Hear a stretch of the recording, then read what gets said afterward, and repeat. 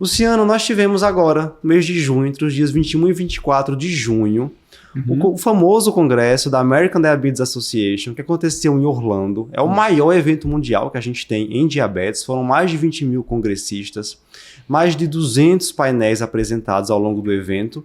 Inclusive, você estava lá, né? Firme e forte. Conferindo presencialmente. Não fui para Disney. Será? Olha aí, né? Foi só um dia. Tenho minhas dúvidas, né? A fuguinha. E nós vamos trazer aqui ao longo desse podcast quais foram os principais destaques desse evento tão importante, né? Uma das aulas que você assistiu, eu sei que falou sobre o risco de obesidade, né, na prole de mães que tiveram diabetes gestacional. O que é que você viu de interessante nessa apresentação? Essa foi uma apresentação aí que a gente dividiu até numa ordem meio cronológica aí, né? Foi quase que na abertura, seguindo a abertura do congresso, né? Uma sessão de premiação, onde ele viu, inclusive ele chamava de como cessar a epidemia de DM2, né? Então, assim, trabalhando com alguns fatores relacionados à obesidade do paciente jovem, né? Então, com a relação direta, ele viu essa história de a exposição do contexto de diabetes gestacional, a exposição do feto a essa situação de excesso de nutrientes, que funciona dessa maneira, né? Então, a mãe com hiperglicemia, ela vai expor o bebê durante o período intraútero a essas concentrações elevadas, e aquilo funciona como realmente uma exposição a uma superalimentação.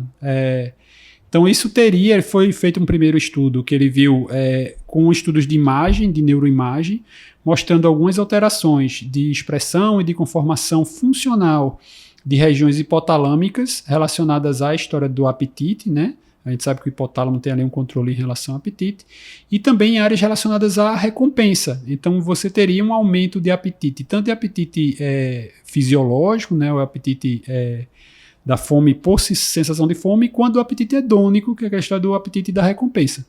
Então, filhos de mães que tinham diabetes gestacional, eles tinham essas alterações funcionais nessas regiões, e eles tinham, assim, do acompanhamento do estudo de corte, uma alimentação alterada em relação à preferência para o alimento mais palatável. Ele tinha claramente esse tipo de coisa. É uma crítica porque você tem que pensar que a mãe que teve diabetes gestacional, boa parte dessas mães já tinham fatores de risco relacionados à obesidade, né? Sim.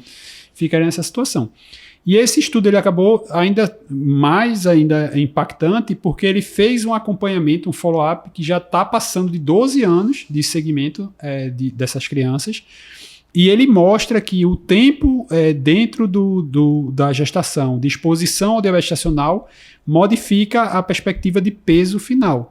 Então, aquelas crianças que foram expostas a diabetes gestacional no primeiro trimestre e com pior controle, elas têm uma maior frequência de obesidade na adolescência do que aquelas crianças que foram expostas ao diabetes gestacional no terceiro trimestre. De novo, pode ser só uma associação de que a gente sabe que a paciente que tem um padrão de obesidade pior, às vezes ele tem um risco maior de ter um diabetes gestacional mais precoce também, né? Fica um viés aí, porque não é um estudo randomizado, então não tem ajuste em relação a essas variáveis, mas é uma coorte, mostrando que a exposição mais cedo vai ter mais problema. Então, mensagem final do estudo: se você tem uma mãe com diabetes gestacional, a gente tem que ter uma atenção especial àquela criança. Então, se você está acompanhando uma criança numa idade básica, se você tem uma criança com excesso de peso, se você teve diabetes gestacional durante a gravidez, seu filho merece uma atenção especial em relação ao padrão alimentar, em relação à exposição